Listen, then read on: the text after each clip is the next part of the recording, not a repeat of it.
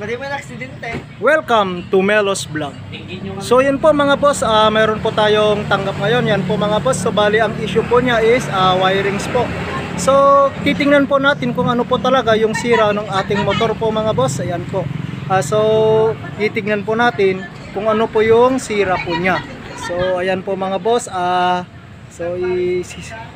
Gawin po natin ito para sa ganun is mapapaandar po natin upang sa ganun is magagawa po natin ng maganda. So uumpisahan na po natin itong gawin para sa ganun is matatapos na po natin.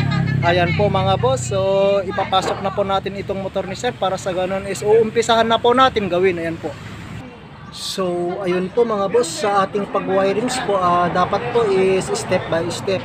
Sa pag-check po ng ating positive terminal po ng ating motor is yung isang ground po natin is ilalagay po natin dito po sa kanyang body ground, at saka ito pong isang tester po natin mga boss is ilalagay po natin dito po sa kanyang positive accessories ng ating motor. Ayan po mga boss.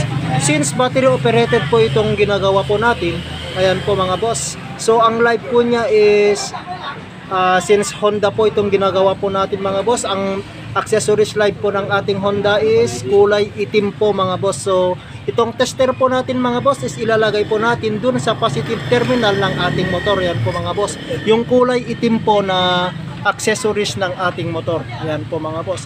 Kapag umilaw po itong tester po natin, ibig sabihin is good po itong linya ng ating motor. Ayan po mga boss. So pagmasdan nyo po kung goods po itong linya ng ating motor. So i-connect ko po dito sa accessories wire ng ating motor po mga boss. So ayun po mga boss, since umilaw po itong tester, so ibig sabihin is good po naman itong linya ng ating motor. So mayroon pa tayong titingnan na isa upang sa ganun is mapapalabas po natin yung kuryente ng ating motor po mga boss. So hanggang dito muna itong videos po natin mga boss, para sa ganun is matitingnan po natin itong isa pang sira ng ating motor. Yan po mga boss. I-update ko po kayo kung mapapaandar na po natin itong motor. Yan po mga boss. So ayun po mga boss. So bali umandar na po itong motor ni sir. Ayan po. So ang nakita ko pong issue ng kanyang motor po mga boss is ito po CDI po mga boss. Kaya hindi siguro umandar itong motor ni sir kasi nga po is sira po itong CDI po niya. So nagtesting po ako ng CDI po natin. Ayan po. So papalitan po natin ito ng bago ito mga boss. Ayan po mga boss. So ayun po mga boss. So bali okay na po itong motor ni sir. Ayan po. So bali ito po yung nilagay po natin na CDI unit po mga boss. Pimarflex po itong nilagay po natin na CDI po niya mga boss. Lipan 110 po ito. So okay na po itong motor ni sir. Kaya tuwang-tuwa po nung narinig po niya na umandar po itong motor po niya mga boss. Ayan po.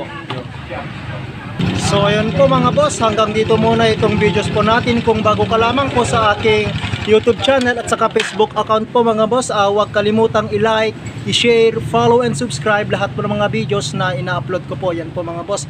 Hanggang dito muna mga boss. Salamat and God bless po sa ating lahat. Shout out po sa may-ari. Ayan po mga boss.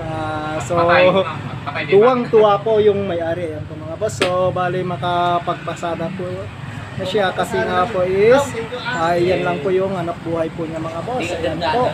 So salamat po. Ayan po mga boss, yung kasama ko po na mechanic. Ayun, shout out po sa kanya. Mechanic Nick. Ayan po, sa mga gusto pong magpagawa ng mga motor po mga boss, punta lamang po dito sa shop ni Ate Bing o kaya sa Farex Powertex location at San Fermin, Cauayan City. Ayan po mga boss, hanapin nyo lamang po si Ate Bing. Ayan po. Salamat.